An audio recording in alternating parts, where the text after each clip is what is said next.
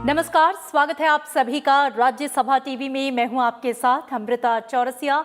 खबरों को विस्तार से जानेंगे, लेकिन उससे पहले नजर हेडलाइंस पर।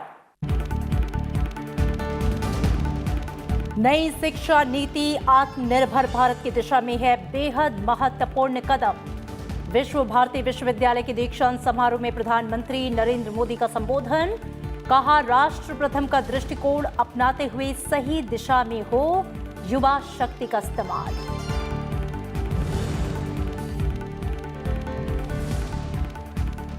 केरल को मिली बिजली और शहरी क्षेत्र से जुड़ी विकास परियोजनाओं की सौगात। प्रधानमंत्री नरेंद्र मोदी ने राष्ट्र को समर्पित की पुगलूर त्रिशूर पावर ट्रांसमिशन और कासरगोड सौर ऊर्जा परियोजना। कहा, किसानों को अन्नदाता के साथ ऊर्जा दाता बनाने के लिए सरकार लगातार कर रही है प्रयास।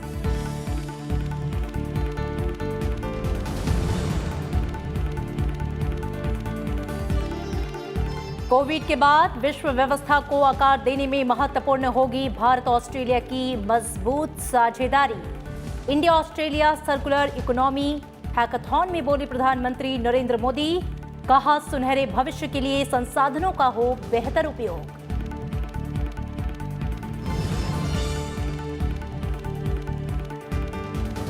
पूर्वी लद्दाख में पेंगोंग त्सो झील के उत्तरी और दक्षिणी किनारों से भारत और चीन की सेनाओं के पीछे हटने की प्रक्रिया पूरी। अन्य जगहों से दोनों सेनाओं के पीछे हटने के मसले पर कल होगी सैन्य कमांडर स्तर की वार्ता। चीन ने पहली बार मानी गलवान घाटी के संघर्ष में उसके सैनिकों के मारे जाने के बाद।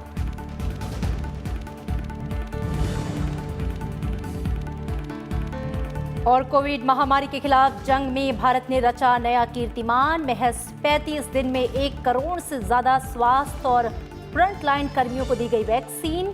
देश में कोरोना से स्वस्थ होने की दर 97.3%।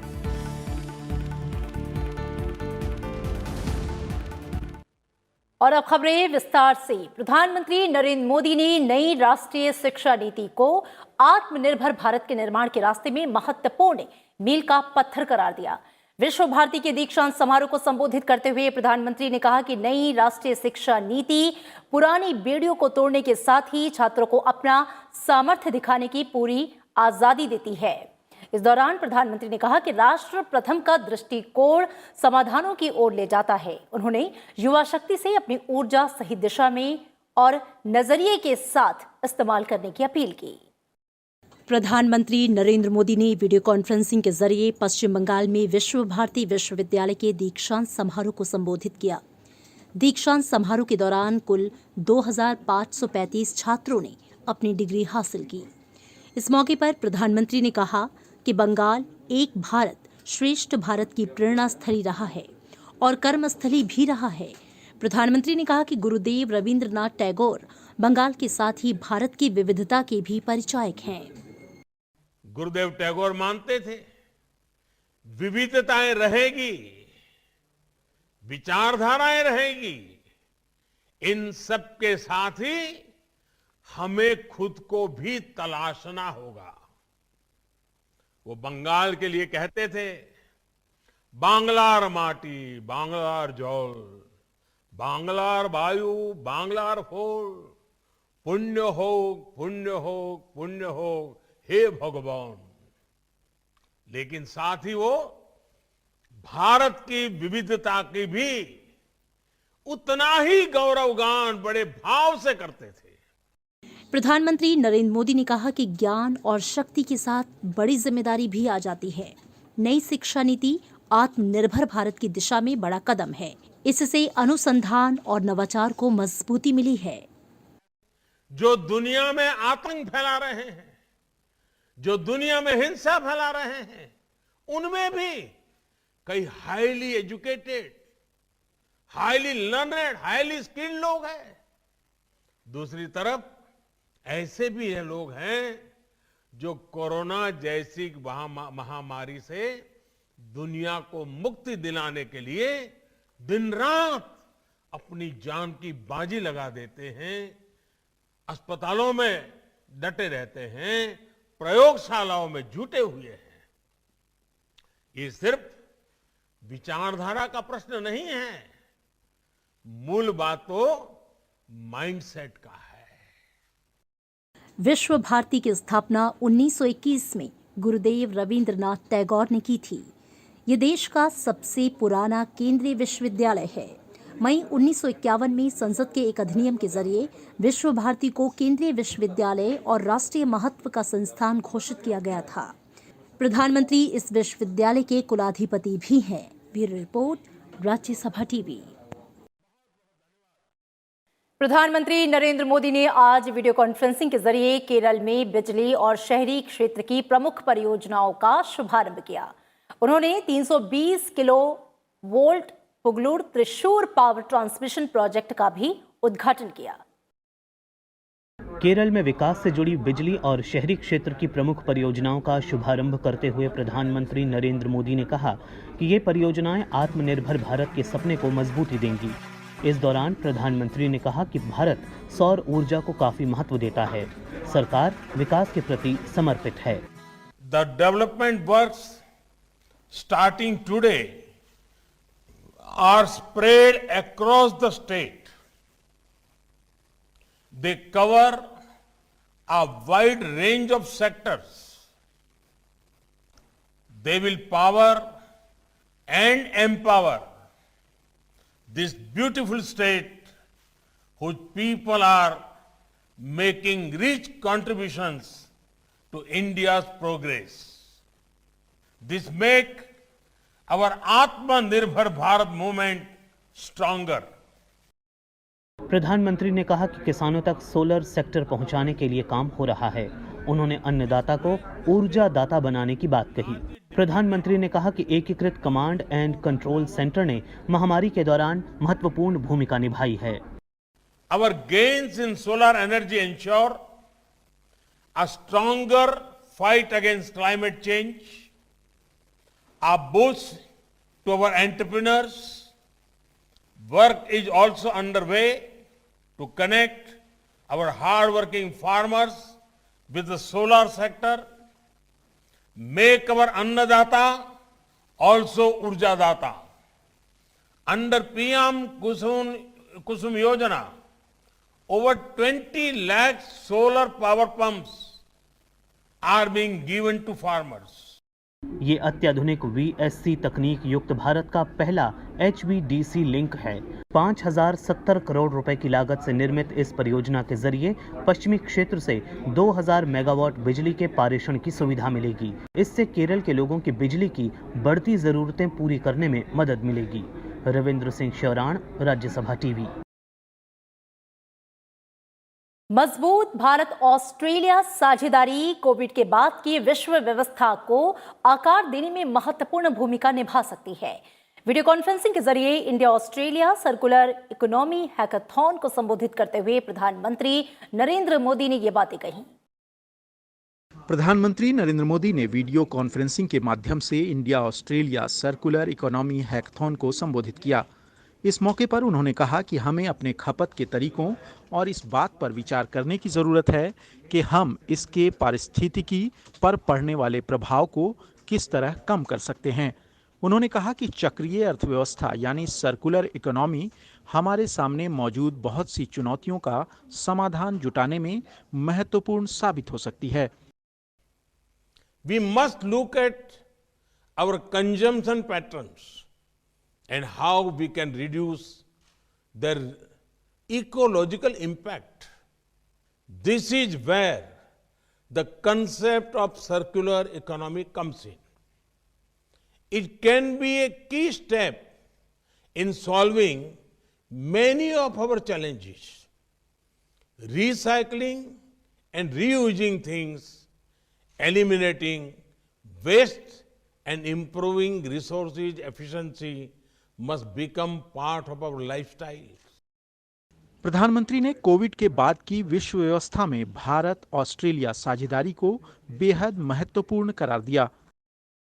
The strong India-Australia partnership will play an important role in shaping the post-COVID world. And our youth, our young innovators, our startups will be at the forefront of this partnership. Australia and India have a long and fruitful record of working together on science and research.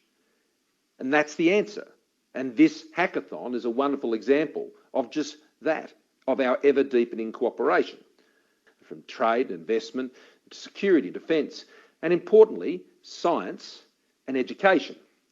Importantly, we're also committed to working together on environmental initiatives and achieving zero plastic waste economies. प्रधानमंत्री ने कहा कि हमें यह कभी नहीं भूलना चाहिए कि हम इस धरती पर मौजूद हर चीज के मालिक नहीं हैं, बल्कि हम अगली पीढ़ियों के लिए इसके ट्रस्टी भर हैं।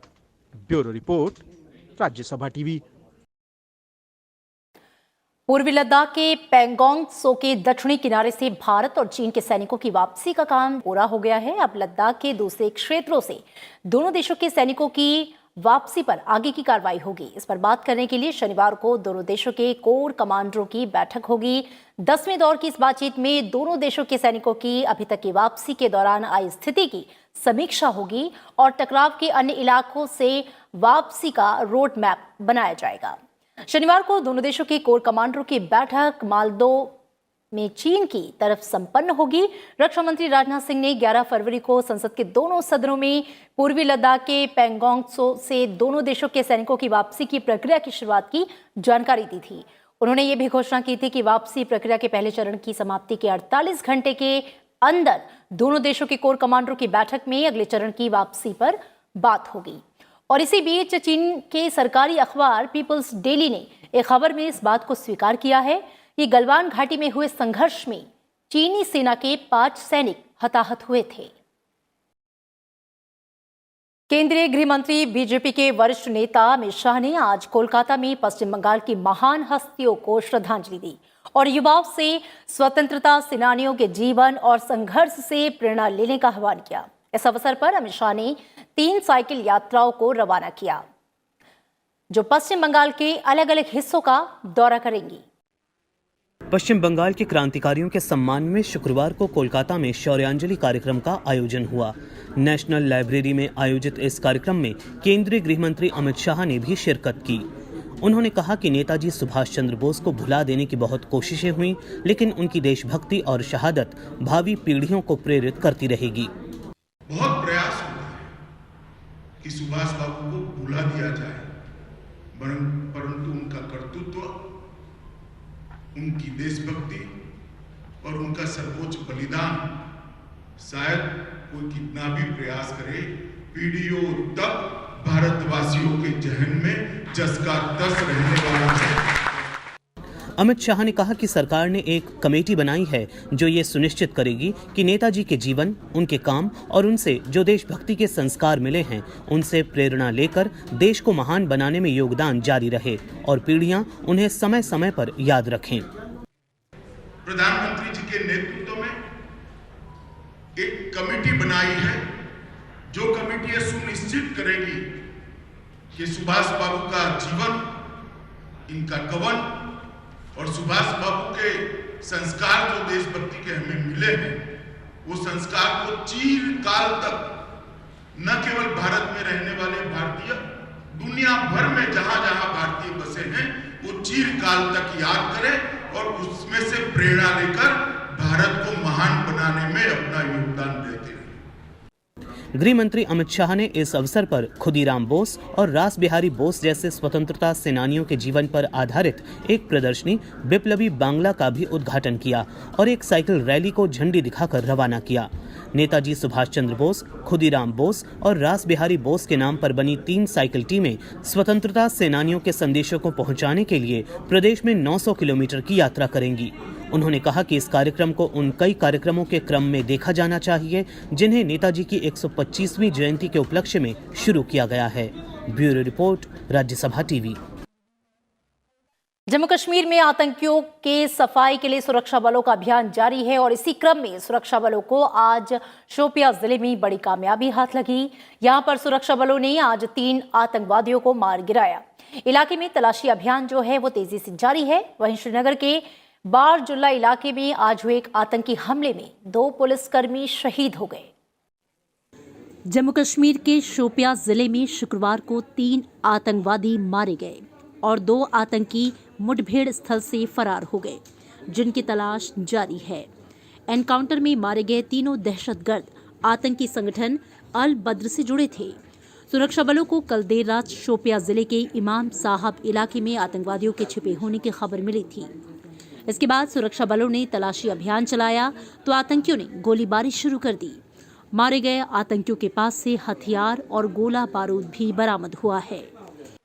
कल रात में लगभग 10 बजे खबर मिला था पुलिस को, जिस ऑपरेशन को खुद अब्दुल साहब भी लीड कर रहे थे कि 3 मिलिटेंट छिपा हुआ है।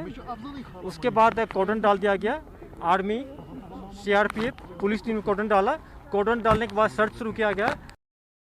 इधर श्रीनगर के बारजुल्ला इलाके में आतंकियों ने शुक्रवार को एक पुलिस पार्टी पर हमला कर दिया। इस आतंकी हमले में 2 पुलिसकर्मी शहीद हो गए। आतंकी हमले का वीडियो भी सामने आया है। जम्मू कश्मीर पुलिस ने बताया है कि आतंकी हमले में घायल पुलिसकर्मी एसडीसीटी मोहम्मद यूसुफ और सीटी सुहेल अहमद ने इलाज के दौरान दम तोड़ दिया। सुरक्षा बलों ने इलाके की घेराबंदी की हुई है। दोपहर में जब बागा चौक पर हमारे पुलिसकर्मी नॉर्मल ड्यूटी कर रहे थे और उसी ड्यूटी के दौरान में बगल वाले शॉप पर कुछ सामान लेने गए थे। पीछे से एक मिलिटेंट जो लश्कर तैयबा से बिलोंग करता है आया और निहत्थे पुलिस वाले पर पीछे से फायर किया, जिसमें हमारे 2 जवान पहले से जख्मी हो गए। उसको हम लोग हॉस्पिटल लाए। वह आशा के साथ कि डॉक्टर साहब बहुत प्रयास किए उनको सर्वाइव कराने के लिए, लेकिन दोनों मार्टेड हो गए। एक अन्य मुठभेड़ में मध्य कश्मीर के बडगाम जिले के बीरवाहक क्षेत्र में विशेष पुलिस अधिकारी अल्ताफ अहमद शहीद हो गए, जबकि एक अन्य पुलिसकर्मी मंजूर अहमद घायल हो गए। अल्ताफ अहमद का वरिष्ठ पुलिस अधिकारियों की मौजूदगी में पूरे सम्मान के साथ श्रीनगर में अंतिम संस्कार किया गया। Bureau report, Rajya Sabha TV. Bharat ने आज ब्रिक्स 2021 के लिए एक वेबसाइट www.brics2021.gov.in की शुरुआत की। विदेश मंत्री डॉक्टर एस जयशंकर ने इसका ब्रिक्स सचिवालय सुषमा स्वराज भवन में इसका उद्घाटन किया।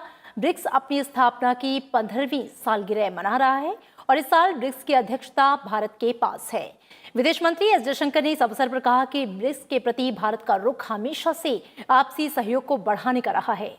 इस साल ब्रिक्स की प्राथमिकताओं में बहुपक्षीय व्यवस्था में सुधार के अलावा आतंकवाद के खिलाफ सहयोग, सतत विकास के लिए तकनीकी और डिजिटल हल और सदस्य देशों की जनता के बीच संपर्क को बढ़ाना है। इधर एक अन्य कार्यक्रम में विदेश राज्य मंत्री वी मुरलीधरन ने आज पासपोर्ट सेवाओं के लिए डिजी लॉकर व्यवस्था की शुरुआत की। इस व्यवस्था में पासपोर्ट बनाने के लिए आवश्यक कागजात डिजी लॉकर में पेपरलेस तरीके से जमा किए जा सकेंगे। आने वाले दिनों में सरकार की योजना पूरे पासपोर्ट को डिजी लॉकर में सुरक्षित करने की है। To give further fillip to the citizen-centric approach and to enhance passport service experience in a paperless mode, we have now successfully integrated into DigiLocker platform of the government. This would enable citizens to submit various documents required for passport services through DigiLocker in a paperless mode. Now they are not required to carry the original documents. I would also like to add here that as a next step, we are working on the idea of passport to be included as one of the documents in DigiLocker. शिक्षा, महिला, बाल, युवा और खेल मामलों संबंधी संसद के स्थायी समिति के अध्यक्ष विनय सहस्त्रबुद्धे ने समिति के सदस्यों के साथ आज संसद के पुस्तकालय का भ्रमण किया। समितियों के सदस्यों ने पुस्तकालय में रखी संविधान की मूल प्रतिलिपि का भी अवलोकन किया। शिक्षा, महिला, बाल, युवा और खेल मामलों संबंधी संसद की स्थायी समिति के अध्यक्ष विनय सहस्त्रबुद्धे ने समिति के सदस्यों के साथ संसद भवन स्थित पुस्तकालय का भ्रमण कर उपलब्ध पुस्तकों का अवलोकन किया। इस दौरान उन्होंने कहा कि संसद के पुस्तकालय को संसदीय ज्ञानपीठ भी कहा जाता है। सबसे महत्वपूर्ण है कि इसको ज्ञानपीठ कहते हैं। संसदीय ज्ञानपीठ ये उसका नाम है, मगर ज्ञानपीठ में ज्ञान की साधना के लिए इतने बहुत सारे संसाधन उपलब्ध है। 18 लाख के करीब किताबें हैं, तो उनके बारे में एक जागरूकता निर्माण हो और न केवल सांसद मगर उनका पर्सनल स्टाफ भी इसके उपयोग कर सकता है, सरकारी अधिकारी भी उपयोग कर सकते हैं। समिति के सदस्यों ने भी शिक्षा और महिलाओं पर आधारित किताबों के विषय में संबंधित अधिकारियों से जानकारियां ली। इस दौरान सदस्यों ने कहा कि पुस्तकालय का उपयोग बढ़ना चाहिए, इससे संसदीय ज्ञान में इजाफा होगा।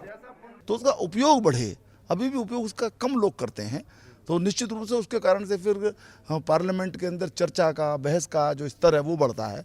तो ये बहुत ही सच में इतनी बड़ी लाइब्रेरी भी हमको बहुत अभिमान होता है। संसद ग्रंथालय भारत में पुस्तकों के सबसे बड़े भंडारों में से एक है। इसी साल ग्रंथालय के 100 साल पूरे हो रहे हैं। ग्रंथालय की स्थापना 1921 में की गई थी। ये दिल्ली का सबसे बड़ा और भारत में नेशनल लाइब्रेरी के बाद दूसरा सबसे बड़ा ग्रंथालय है। मोहम्मद फातेह टीपू, राज्यसभा टीवी। अमेरिका की अंतरिक्ष एजेंसी नासा का परसिवरेंस रोवर गुरुवार रात मंगल ग्रह की सतह पर सफलतापूर्वक उतर गया। परसिवरेंस रोवर को मंगल के जेजोरो क्रेटर से लैंड कराया गया। परसिवरेंस रोवर को 7 महीने पहले लॉन्च किया गया था। यह रोवर मंगल ग्रह की सतह पर सूक्ष्मजीवी जीवन के संकेतों की खोज करेगा, साथ ही चट्टान और धूल के नमूने एकत्र करेगा। इन नमूनों को आने वाले समय में एक और अभियान के जरिए धरती पर वापस लाया जाएगा। रोवर के लाल ग्रह की सतह पर पहुंचने के तुरंत बाद अमेरिकी अंतरिक्ष एजेंसी ने पहली तस्वीर भी जारी कर दी है। 1970 के बाद नासा का यह पहला मिशन है जो मंगल ग्रह पर जीवन के संकेतों को तलाशने के लिए है। केंद्र ने देश में ऊर्जा सुरक्षा सुनिश्चित करने के लिए इलेक्ट्रिक मोबिलिटी वाहनों और इलेक्ट्रिक कुकिंग उपकरणों को बढ़ावा देने के लिए आज से गो इलेक्ट्रिक अभियान शुरू किया है। गो इलेक्ट्रिक कैंपेन कार्यक्रम का शुभारंभ करते हुए नितिन गडकरी ने कहा कि आने वाले 2 साल में इलेक्ट्रिक वाहनों की कॉस्ट कम हो सकती है और ऐसा डिमांड बढ़ने से होगा। नितिन गडकरी ने कहा कि हम 8 लाख करोड़ रुपए तक का सिर्फ फ्यूल इंपोर्ट करते हैं। ऐसे में आने वाले समय में अगर ये बढ़कर 2 गुना होता है तो देश की अर्थव्यवस्था पर बुरा असर होगा। उन्होंने कहा कि हमारे पास चीनी, चावल, गेहूं सरप्लस है और हमें बायोफ्यूल पर फोकस करना चाहिए। जो देश की आज परिस्थिति है उसमें 8 लाख करोड़ का इंपोर्ट हमारा क्रूड ऑयल का है, फॉसिल फ्यूल का है, और इसी प्रकार से ये अगर दुगना हो जाएगा आने वाले 4-5 साल में तो क्या होगा, तो उसके हमारे इकोनॉमी पर क्या इम्पैक्ट होगा, ये बहुत ही गंभीर प्रश्न है। और इसलिए स्वाभाविक रूप से फॉसिल फ्यूल के अल्टरनेटिव्स क्या है इसमें हमें जाने की आवश्यकता है।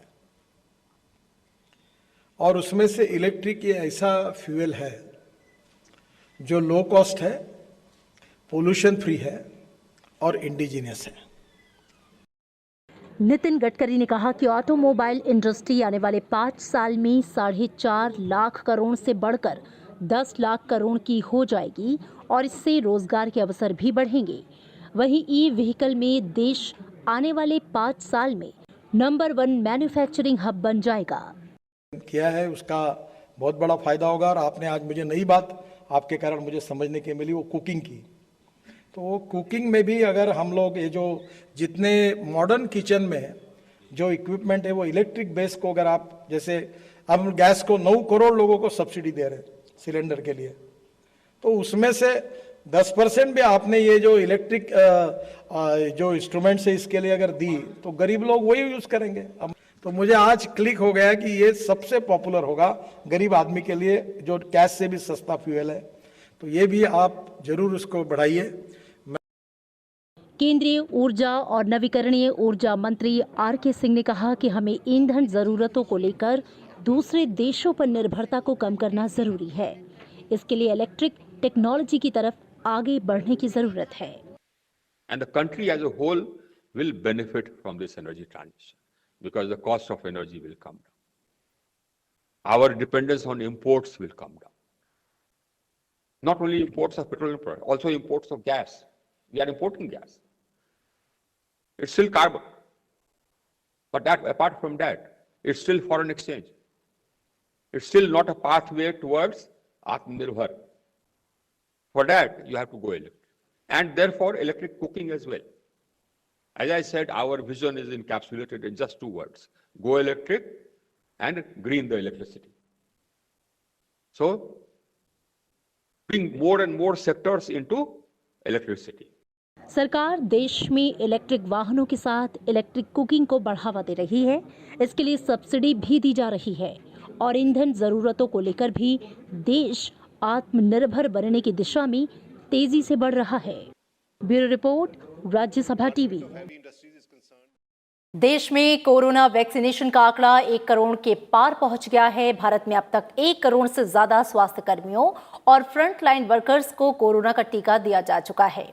देश ने ये उपलब्धि महज 35 दिन में हासिल की है।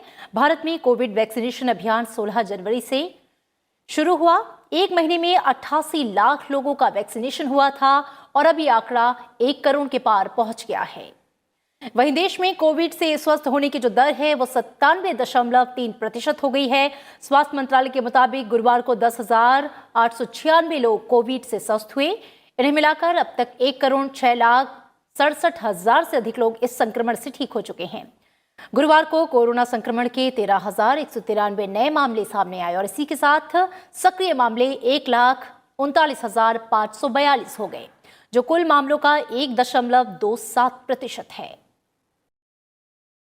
छत्रपति शिवाजी महाराज की आज जयंती है और इस अवसर पर उपराष्ट्रपति वेंकैया नायडू और प्रधानमंत्री नरेंद्र मोदी ने उन्हें श्रद्धांजलि दी। उपराष्ट्रपति वेंकैया नायडू ने छत्रपति शिवाजी महाराज की जयंती पर उन्हें श्रद्धांजलि दी। उपराष्ट्रपति ने कहा कि देश के प्रेरणा पुरुष छत्रपति शिवाजी महाराज ने राष्ट्र की अस्मिता और एकता की रक्षा के लिए समाज और समुदायों को संगठित कर एक अजेय शक्ति में परिवर्तित कर दिया। उन्होंने कहा, छत्रपति शिवाजी महाराज एक मराठा योद्धा, देशभक्त, उत्कृष्ट प्रशासक, रणनीतिकार और परोपकारी शासक थे। उन्होंने कहा कि शिवाजी महाराज का संघर्ष लोगों को प्रेरित करता रहेगा। प्रधानमंत्री नरेंद्र मोदी ने भी छत्रपति शिवाजी महाराज की जयंती पर श्रद्धांजलि अर्पित की। छत्रपति शिवाजी को भारत माता के महान सपूत के रूप में याद करते हुए प्रधानमंत्री ने कहा कि उनका अदम्य साहस, अद्भुत शौर्य और असाधारण बुद्धिमत्ता की गाथा देशवासियों को युगों युगों तक प्रेरित करती रहेगी। इस अवसर पर प्रधानमंत्री ने एक वीडियो संदेश भी जारी किया।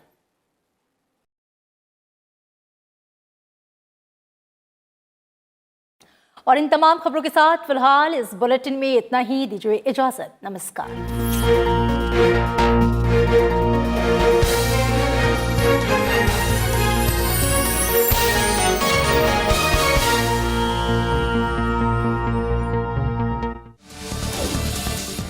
देखिए